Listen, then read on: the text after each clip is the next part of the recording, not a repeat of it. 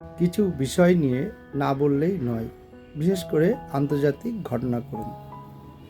চলছে ইরানের সাথে ইসরায়েল ও আমেরিকার সরাসরি সংঘাত, যা দীর্ঘদিনের এবং বর্তমানে যুদ্ধের রূপ নিয়েছে। তো এমন অবস্থায় বেশ কিছু কথা বলার আছে।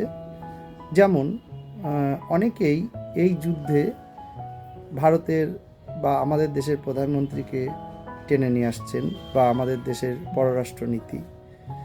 তাদের বক্তব্য হলো, যেহেতু ট্রাম্প বা নেতানিয়াহুর সাথে প্রধানমন্ত্রীর সম্পর্ক ভালো, তাই হয়তো ভারত সেইভাবে ইরানের সাপোর্টে দাঁড়াচ্ছে না।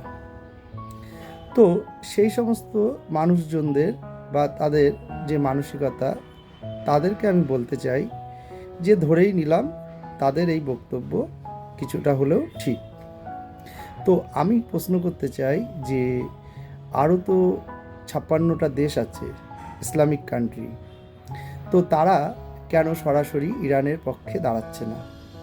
এমনকি এর মধ্যে 10 থেকে 12টা বা তারও বেশি দেশ আছে যারা সরাসরি ইরানের বিরুদ্ধে গিয়ে দাঁড়িয়েছে, সাপোর্ট তো দূরের কথা। এমনকি বেশ কিছু ইসলামিক কান্ট্রি আছে, যেমন তুর্কি বা পাকিস্তান, তারা তো হাতে কলমে, আবার মিশর, তারা তো হাতে কলমে যথেষ্ট শক্তিশালী। তাহলে তারা কেন ইরানকে সাহায্য করছে না? আর যারা বামপন্থী মাইন্ডেড, তারা দেখছি বিভিন্ন সোশ্যাল মিডিয়ায় খুব অ্যাক্টিভ এই ব্যাপারে, এবং তারা কিছুতেই মেনে নিতে পারছে না যে ভারতের অবস্থান। তো তাদেরকে একটা প্রশ্ন করি, মহাশক্তিধর চীন, তারা বলে থাকে যে, অনেকে বলে থাকে আমেরিকার থেকেও অনেক অনেক গুণ এগিয়ে চীন। তো চীনের অবস্থান কি? তারা কেন, তাদের সব থেকে বন্ধু বলতে গেলে চীনের সঙ্গে ইরানের সম্পর্ক একদম মানে কি বলবো, ভাই ভাই, তো তারা তার ভাইয়ের পাশে দাঁড়াচ্ছে না কেন? চীন কেন নিশ্চুপ?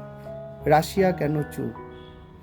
উত্তর কোরিয়া, যাদের কাছে নাকি এমন এমন ক্ষেপণাস্ত্র আছে বা মিসাইল, যা দিয়ে আমেরিকা বা পৃথিবীর অন্যান্য দেশ যখন তখন তারা উড়িয়ে দিতে পারে, তো তারা কেন হাত গুটিয়ে বসে আছে? যত ঠেকা, যত দায়, সেটা শুধু আমাদের ভারতের, তাই তো? আজ এখান থেকে প্রায় 1500-2000 কিলোমিটার দূরে বা তারও বেশি দূরত্বে লড়াই হচ্ছে। আমাদের প্রতিবেশীও না, বা আমাদের সাথে সেইভাবে কোনো অর্থনৈতিক বা সামাজিক বা ধর্মীয় কোনো ব্যাপারেই অতটা সেইভাবে বর্তমান সম্পর্কও নেই। তো তাদের জন্য আমাদের দাঁড়াতে হবে কেন? যাদের সাথে সম্পর্ক তারা যখন চুপ, তাহলে আমাদের কি দায় পড়েছে সেখানে আগ বাড়িয়ে নাক গলানোর?